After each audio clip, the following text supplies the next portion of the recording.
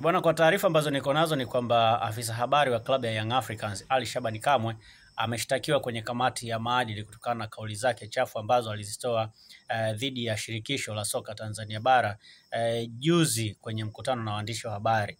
Ali Kamwe alishtumu shirikisho kwamba halijawalipa fedha zao, kitu ambacho sio kweli. Shirikisho lilikuwa tayari limeshakamilisha malipo yote ambayo yalitakiwa, la kusababu makubaliano ilikuwa ni Young Africans kukatwa madeni yake kupitia fedha ambayo ipo ndani ya shirikisho hilo. Na baada ya shirikisho kutekeleza makubaliano ambao walikuwa wamekubaliana baina yao na klabu ya Young Africans, Ali Kamwe yeye alikuja kulishutumu shirikisho kwamba halijawalipa fedha yao, kitu ambacho sio kweli.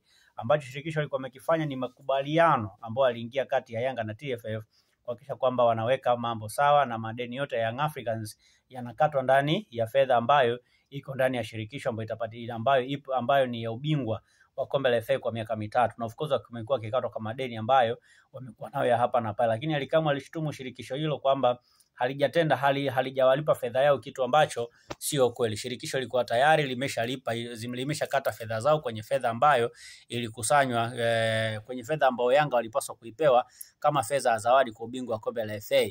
Lakini pia fedha zao nyingine ilikatwa kwa ajili ya kulipia vibali vya wachezaji wa kigeni, kitu ambacho TFF na Yanga walikubaliana kwamba hiyo pesa waikate juu kwa juu kwenye fedha yao ya zawadi ya ubingwa wa kombe la FA. Lakini kwa kauli za Ali Kamwe alisema kwamba shirikisho limekiuka kwa kutokuwalipa fedha yao, lakini pia akisema kwamba shirikisho linapaswa kuilipa Young Africans milioni 255, fedha ambayo ni ya uendeshaji wa kombe la FA, wakisema kwamba ndio fedha ambayo anapaswa kuchukua bingwa wa kombe la FA, kitu ambacho sio kweli. Kupitia hizo shutuma zote ambazo amezitoa dhidi ya shirikisho la soka Tanzania bara, kamati ya maadili imemuita mezani na kuna uwezekano mkubwa akafungiwa. Na of course kama unakumbuka pia Ali Kamwe aliwahi kuitwa kwenye kamati ya maadili na akapigwa faini ya shilingi milioni 5 kwa wakati ule, na alipigwa faini ya shilingi 500 baada ya kuwashutumu waamuzi kwamba wanauza mechi na vitu vingine kama hivyo, kitu kwenye kupitia mtandao wake wa Instagram, kitu ambacho kilipelekea akaitwa kwenye kamati ya maadili, na baada ya kukutwa na hatia alipigwa faini ya shilingi milioni 5, fedha ambayo of course ilikuja kuchangwa na mashabiki wa Young Africans, na mwisho siku akafanikiwa kwenda kulipa ile fedha. Lakini awamu hii sasa kidogo mambo ni magumu, kwa sababu hii inaweza kusababisha yakafungiwa, kwa sababu kamati ya maadili huwa inakuonya mara moja. Ikisha kuonya mara moja, mara ya pili ukirudia kosa lile ambalo wamekuonya nalo, maana yake kuna uwezekano mkubwa ukafungiwa moja kwa moja. Sasa kuna uwezekano mkubwa Ali Shabani Kamwe akafungiwa na shirikisho la soka Tanzania bara kutokujihusisha na mpira pengine kwa zaidi ya miaka 2 au 3 na kuendelea, kwa sababu huwa kamati ya maadili inatoa adhabu yake ni kuanzia miaka 2 na kuendelea. Kwa hiyo kuna uwezekano mkubwa Ali Shabani Kamwe akafungiwa na shirikisho la TFF kwa zaidi ya mwaka 1.5 ama miaka 2 na faini juu kwa juu.